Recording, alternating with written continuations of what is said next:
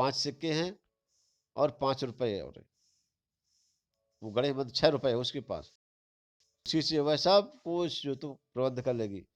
फिर लड़ाई तो कुछ जो तो अमरौती खाकर थोड़ी है कि हमेशा चलती रहेगी, है ना?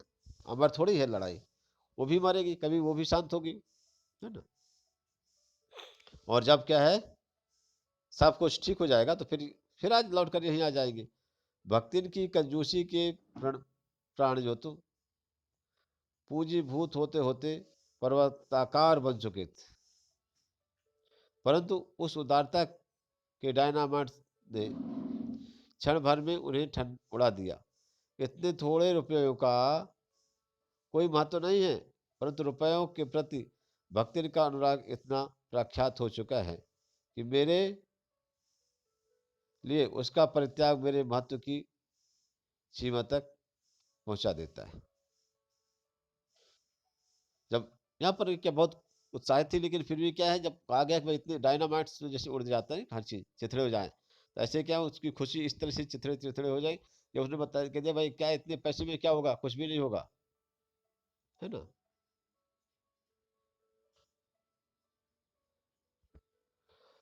महत्वपूर्ण बात अब आगे लेखिका कहती है कि भक्तिन और मेरे बीच में सेवक और स्वामी का संबंध है, यह कहना कठिन काम है कि अगर क्या है मालकिन का नौकर का इस संबंध होता तो निश्चित रूप से क्या है नौकरानी अपने मालकिन की बात को मानती, है ना? डरती, उस बात को मानती। लेकिन क्या भक्तिन यहाँ पर क्या है महादेवी वर्मा की बात को 100% माने कोई जरूरी नहीं, है ना? क्योंकि ऐसा जो तो कोई स्वामी नहीं हो सकता जो इच्छा होने पर भी सेवक को अपनी सेवा से हटा ना सके। चाहते कि इसको हटा दे, फिर भी नहीं हटा पाते, है ना? और ऐसा कोई सेवक भी नहीं सुना होगा जो स्वामी के चले जाने का आदेश पा करके भी अवज्ञा से हंस दे। अगर क्या है स्वामी जो कह दे, अगर महादेव वर्मा कह दे चलो हट जाओ, जाओ अपने घर, तो हो गया महादेव वर्मा ऐसे जो डांट कर नाराज भी हो जाए कभी ना, तो उसमें क्या है नाराज हो जाए तो अपना उसका क्या रहता था चुपचाप हो गया, मना कर दे नहीं जाएंगे, है ना? और अपना काम करती रहे। जो स्वामी के चले जाने का आदेश सुन करके भी क्या है मन हंसते। वर्तमान में नौकर कहना उतना ही असंगत है जितना अपने घर में बारी बारी से आने जाने वाले अंधेरे उजाले और आंगन में फूलने वाले गुलाब और आम के सेवक मानना। बोले जैसे क्या है अब भक्तिन को सेवक मानना बहुत क्या है गलत होगा, है ना? जैसे क्या है दिन में जैसे अंधेला उजाला आता रहता है, जीवन में जैसे आंगन में जैसे क्या फूल खिलते रहते हैं गुलाब और आम के यहाँ पर, ठीक उसी तरीके से ये है कि अर्थात क्या है दिन रात में जैसे उजाला अंधेरा होता है वैसे क्या है कभी नाराजगी कभी खुशी ये सब बातें चलती रहती है। और एक एक परिवार के एक सदस्य के रूप में वो जो तो आगे हो गई है। वे जिस प्रकार एक अस्तित्व रखते हैं जिसे सार्थक देने के लिए ही हमें सुख दुख देते हैं, उसी प्रकार भक्ति का स्वतंत्र व्यक्तित्व अपने विकास का के परिचय के लिए ही मेरे जीवन में उकेरे हुए हैं। यहाँ पर क्या है भक्ति की अब यहाँ पर उसकी पर्सनालिटी पूरी तरह से क्या है लेखिका पर क्या है वो अपना प्रभाव डाले हुए है। परिवार और परिस्थितियों के कारण से स्वभाव में जो विषमताएं उत्पन्न हो गई हैं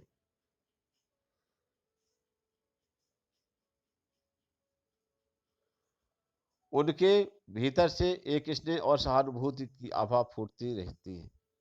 इसी से उसके संपर्क में आने वाले व्यक्ति उसमें जीवन की सहज मानविकता ही पाते हैं। छात्रावास की बालिकाओं में से कोई अपनी चाय बनवाने के लिए देने पर बैठी रहती, कोई बाहर खड़ी मेरे लिए क्या है मेरे लिए बने नाश्ते को चख करके उसके स्वाद का की विवेचना करती रहती। मेरे बाहर निकलते ही सब की सब जो तो चिड़ियों के समान उड़ जाती और भीतर आते ही यथा स्थान पर विराजमान हो जाती। इन्हें आने में रुकावट न हो, संभवतः इसी से भक्तिन अपना दोनों जून का भोजन सवेरे ही बना करके ऊपर के आले में रख देती थी और खाते समय चौके पर एक कोना धो करके पाक छत के सनातन नियम से समझौता कर देती थी। यहाँ पर ये बताया कि महादेव वर्मा के पास जो है यहाँ पर, वहाँ पर किचन में, यहाँ पर जैसे हॉस्टल की लड़कियां आ जाती थी, तो यहाँ पर वो बताया कि भक्ति सबसे पहले उन बच्चियों को मना नहीं करती थी अपना खाना पीना उसको छुए ना, तो पहले बना करके अपना खाना अलग रख देती थी। और वहाँ पर क्या है, जब खाना होता था तो उस चौके पर जैसे वहाँ पर लड़कियां आती जाती थी, तो सबसे पहले उस चौके को दोबारा थोड़ा सा क्या लीप पोत करके वहाँ पर बैठ करके फिर खा लेती थी। अपने नियम धर्म पर क्या है, कहीं पर भी भक्तन का कोई समझौता नहीं था। मेरे परिचितों और साहित्यिक बंधुओं से भी जो तो भक्ति का विशेष परिचय है, वह उनके प्रति जो तो उतना ही प्रेम रखती है जितना भक्ति उनसे प्रेम रखती है, फिर महादेव वर्मा उनसे प्रेम रखती है। भक्ति के सम्मान की मात्रा मेरे प्रति उनके सम्मान की मात्रा पर निर्भर है, और सद्भाव उनके प्रति मेरे सद्भाव से निश्चित होता है। इस संबंध में भक्ति की सहज बुद्धि विस्मित कर देने वाली है। लेखिका कहती है भाई, क्या भक्ति क्या करती है, किसी के प्रति जो कितना प्रेम है, कितना जो तो सम्मान देना है, किसको किसके प्रति कितना सद्भाव रखना है, तो जितना महादेवी वर्मा किसी व्यक्ति के प्रति सद्भाव रखती हैं, जितना सम्मान देती है, भक्तिन भी इस चीज को वैल्यूएट करके उसी आधार पर क्या है, सामने वाले को उतना रिस्पेक्ट देती है। वह किसी को आकार प्रकार और वेशभूषा से स्मरण करती है, और किसी को नाम के अपशब्द अपभ्रंश के द्वारा, जैसे क्या है, जैसे किसी का नाम क्या वेशभूषा से बताते, वो मुच्छड़, वो पिट, वो मुटवा, ऐसे जो तो नाम से बोलते हैं। तो या किसी का जैसे नाम है, जैसे राम, क्या किसी का नाम क्या है, मान लीजिए प्रेमचंद्र है तो प्रेमचंद्रवा, हाँ, या प्रेमू, ऐसे कोई जो तो प्रेमचंद्र साहब सीधे सीधे बोलते नहीं है, फिर वो प्रेमचंद, ऐसे ये अपभ्रंश ये कहलाता है। तो जो हिंदी का जो तो टूटा बिखरा टाइप का रूप होता है वो अपभ्रंश कहलाता है ना। तो कवि और कविता के संबंध में उसका ज्ञान बढ़ा है, वह आदर भाव पर आदर भाव नहीं बढ़ा है। किसी के लंबे बाल और अस्त व्यस्त वेशभूषा देख करके, जैसे सूर्यकांत त्रिपाठी निराला है, जैसे लोगों को देख करके वह कह उठती थी, यूं कविता लिख जानत है, और तुरंत ही उसकी अवज्ञा प्रकट हो जाती थी। का ओहू कविता लिखा जानत है, का ये भी वो भी है कविता लिखना जानते हैं, और उसके प्रति क्या है, अवज्ञा प्रकट हो जाती थी। तब ऊ कुछ करी है धरी है ना, बस गली गली गावत बजावत फिरी है। और क्या कहते हैं, अरे वो कुछ ना करेंगे, गली गली क्या है, गाते बजाते घूमेंगे और कुछ ना करेंगे। पर सबका दुख उसे प्रभावित कर सकता है। विद्यार्थी वर्ग में से कोई जब कारागार का अतिथि हो जाता है, तब उस समाचार को व्यथित व्यक्ति बीता बीता भर के लड़कर जेल कल युग रहा, कौन रहा, अब प्रलय हो जाई, उनके माई का बड़े लाट तक लड़ाई खचाही, कह करके दिन भर सबको परेशान करती है। बापू से लेकर के साधारण व्यक्तियों तक सबके प्रति भक्ति की सहानुभूति एक रस मिलती है। यहाँ पर क्या है, द्वितीय विश्व युद्ध की बात हो गई, यहाँ पर आजादी की लड़ाई की बात है, इन पर वहां पर है ना, वहां पर स्वतंत्रता संग्राम के लिए जो लड़ाइयाँ चल रही थी उस संबंध में की बातें हैं। तो जब कॉलेज में क्या है, कहीं कोई बच्चा स्ट्राइक करे और उसको क्या है, ब्रिटिश गवर्नमेंट उसको गिरफ्तार करे, तब वहां पर भक्तिन क्या है, बहुत दुखी हो जाती थी, और क्या लगभग अप्रॉक्सीमेट वो क्या है, दिन भर सभी चीज पर चर्चा करती रहती थी। और उनका तो भक्तिन के संस्कार ऐसे हैं कि वह कारागार में वैसे ही डरती है जैसे यमलोक से। भाई पुलिस प्रशासन से बेचारी डरती है ना, हमेशा जेल पुलिस से डरती है वो सभी से। और जैसे यमराज यहाँ पर मरने से जैसे आदमी डरता है, वैसे ही जेल से वो डरती है। इस बात से जैसे लोगों को पता चल गया, क्योंकि ऊंची दीवार देखते हुए आंखें मूंद करके बेहोश हो जाना चाहती है, चाहे होना जाना हो जाना चाहती है। उसकी यह कमजोरी इतनी प्रसिद्ध हो चुकी है कि लोग मेरे जेल जाने की संभावना बता बता कर उसे चिढ़ाते रहते हैं, है ना। वो जानते हैं कि ये क्या है, जेल से डरती है, तो लोग क्या है, भक्तिन को डराते हैं कि भाई क्या है, देखो महादेव वर्मा का यहाँ पर इनको जेल में की सजा पुलिस पकड़ रही है, ढूंढ रही है, ऐसा कर रहे हैं। उस तरह के डराती है, तो वह डरती नहीं है। वह कहना डरती है फिर भी नहीं वहां पर डरती हुई, वो क्या कहती है, अशक्त होगा, डर से भी अधिक मां तो मेरे साथ का है। चुपचाप मुझसे पूछने लगती है कि अपनी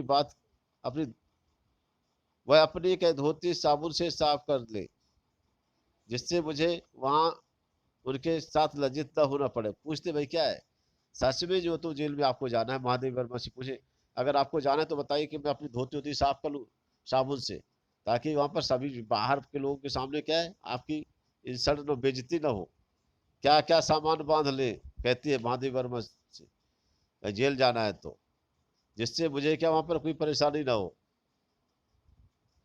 ऐसी यात्रा में किसी को किसी के साथ भी जाने का मौका नहीं मिलता, अधिकार नहीं होता है। यह आश्वासन भक्ति के लिए कोई मूल्य नहीं रखता। अगर समझाया जाए तो कहते हैं नहीं, ये बेफालतू की बातें मत करिए। वह क्या कहते हैं कि मैं आपके लिए क्या बड़े बड़े लाड के साथ में जाकर के और लड़ने के लिए तैयार हुई है। कोई बात थोड़ी कि जहाँ पर मालकिन जाएगी वहां पर नौकरानी जरूर जाएगी,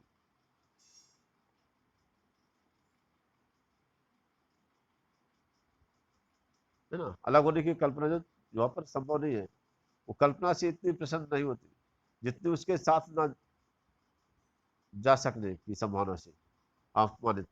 भला ऐसे अंधेर हो सकता है कि जहां मालकिन वहां नौकर, मालिक को ले जा करके बंद कर देने से में इतना अन्याय नहीं होगा। ठीक है, बंद कर दे, लेकिन क्या है, पर नौकर को अकेले मुक्त छोड़ देने से पहाड़ के बराबर अन्याय है। ऐसा अन्याय होने पर भक्तिन को बड़े लाड तक लड़ना पड़ेगा।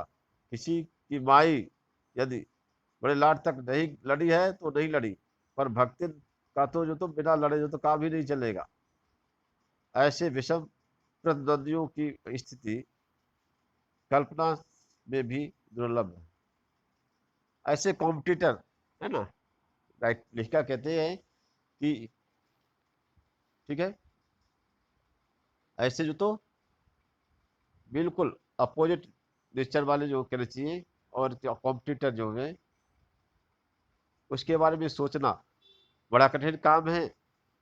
मैं प्राय सोचती हूँ कि जब ऐसा बुलावा आ जा पहुंचेगा जिसमें ना धोती साफ करने का अवकाश मिलेगा, ना सामान बांधने का, ना भक्ति को रुक, रुकने का अधिकार होगा, ना मुझे रोकने का, तब चिर विदा के अंतिम क्षणों पर यह देहाती वृद्धा क्या करेगी और मैं क्या करूंगी।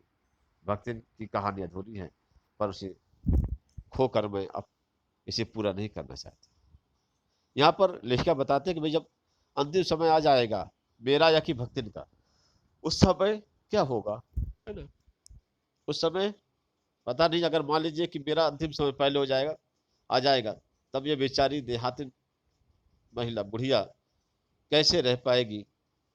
फिर लेखिका कहती है कि भक्तिन की कहानी अधूरी है, मैं नहीं चाहती हूँ कि उसकी कहानी पूरी हो जाए, क्योंकि अगर उसका जीवन पूरा हो जाएगा तभी तो कहानी पूरी होगी। तो यहाँ पर लेखिका इन्हीं शब्दों से अपनी वाणी को विराम देती है। बच्चों, ये हुआ चैप्टर। इसके बाद इसके क्वेश्चन आंसर है।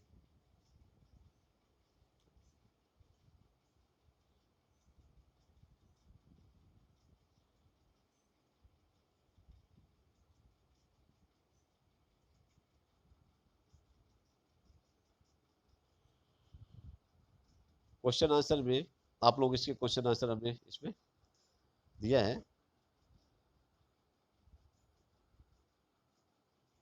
और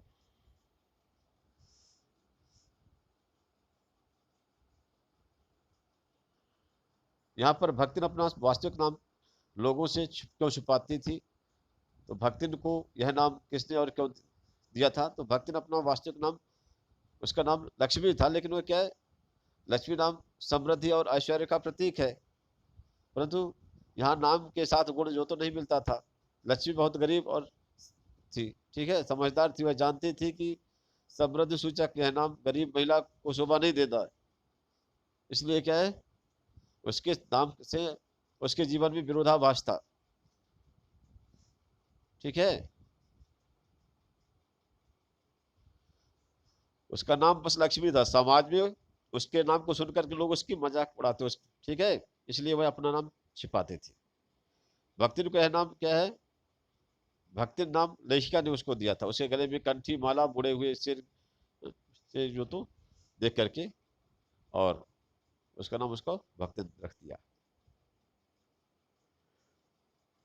दो कन्या रत्न पैदा करने पर भक्ति पुत्र महिमा में अंधी अपनी जेठानियों द्वारा घृणा व उपेक्षा का शिकार बनी। ऐसी घटनाओं से अक्सर यह धारणा चलती है कि स्त्री ही स्त्री का दुश्मन होती है। क्या आप इस बात से सहमत हैं? हाँ, बिल्कुल बात सही है, मैं इस बात से सहमत हूँ। जब भक्तिन जो है कि दो पुत्रियों ने जन्म लिया, तो उसके ससुराल वालों ने उस पर जो तो घोर अत्याचार किए, उसकी जेठानियों ने उस पर बहुत जुल्म ढाए। इसी कारण से उनकी बेटियों को दिन भर काम करना पड़ता, और इन सभी बातों से सिद्ध होता है कि स्त्री ही स्त्री का दुश्मन है, ठीक है। और उसकी जेठानियां जो तो जमीन हथियाने के लिए लक्ष्मी की विधवा बेटी से भी अपने भाई, है ना,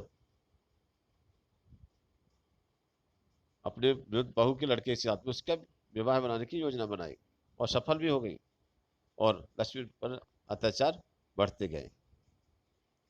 भक्तिन की बेटी पर पंचायत द्वारा जबरन पति थोपा जाना एक दुर्घटना भर नहीं, बल्कि विवाह के संदर्भ में स्त्री के मानवाधिकार, विवाह करे या न करे अथवा किससे करे, इसकी स्वतंत्रता को कुचलने कुचलते रहने की सदियों से चली आ रही सामाजिक परंपरा का प्रतीक है। कैसे?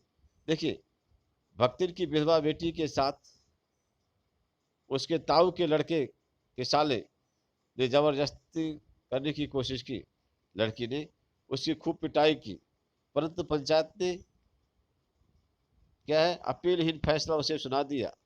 उस तीतरबाज कामचोर युवक के साथ में रहने का फैसला सुनाया। यह सरासर स्त्री के मानवाधिकारों का क्या हनन है।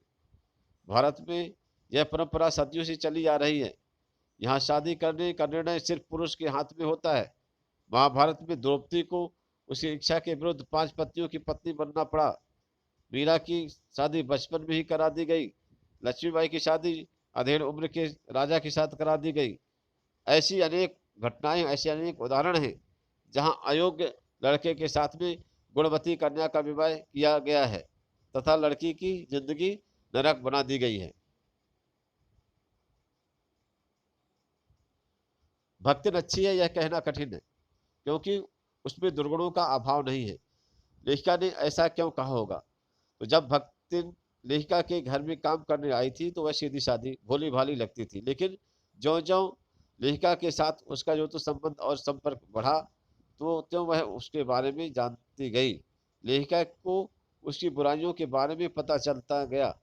इसी कारण से लेखिका ने यह लगा कि भक्तिन अच्छी नहीं है, उसमें कई दुर्गुण हैं, अतः उसे अच्छी कहना और समझना लेखिका के लिए कठिन है।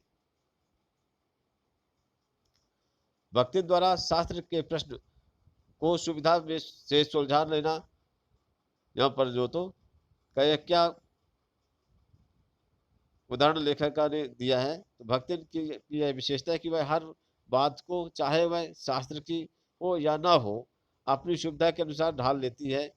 वह सिर घुटाए रहती है। लेखिका ने जब को अच्छा नहीं लगता तो पूछती है कि भाई आप ऐसा मत करो। हाँ, तब उसने तर्क देती है कि देखिए, ये तीर्थ कहाँ पर लिखा है कि वहां पर शास्त्र में लिखा है। बोले क्या लिखा है? तब बताते कि तीर्थ गए बुढ़ाए सिद्ध।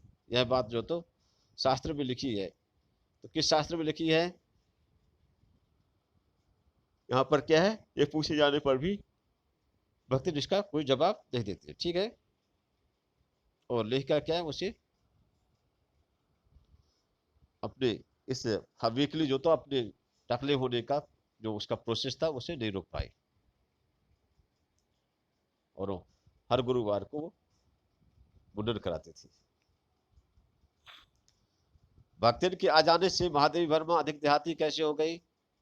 भक्तिन के आ जाने पर महादेवी वर्मा ने लगभग क्या है, उन सभी संस्कारों को, क्रियाकलापों को अपना लिया जो देहातों में अपनाए जाते हैं। देहात की हर वस्तु, घटना और वातावरण का प्रभाव महादेवी वर्मा पर पड़ने लगा। वह भक्तिन के हर के सब से सब कुछ जानकारी लेती थी, ताकि किसी बात की जानकारी अधूरी न रह जाए। धोती साफ करना, सामान बांधना आदि बातें भक्तिन ने ही सिखाई थी। वैसे देहाती भाषा भी भक्तिन के आने के बाद ही महादेवी वर्मा बोलने लगी थी। इन्हीं कारणों से महादेवी वर्मा ने कहा कि मैं ज्यादा देहाती हो गई हूँ। बच्चों, इस तरीके से यहाँ पर क्या है, ये पूरा चैप्टर होता है। थैंक्स।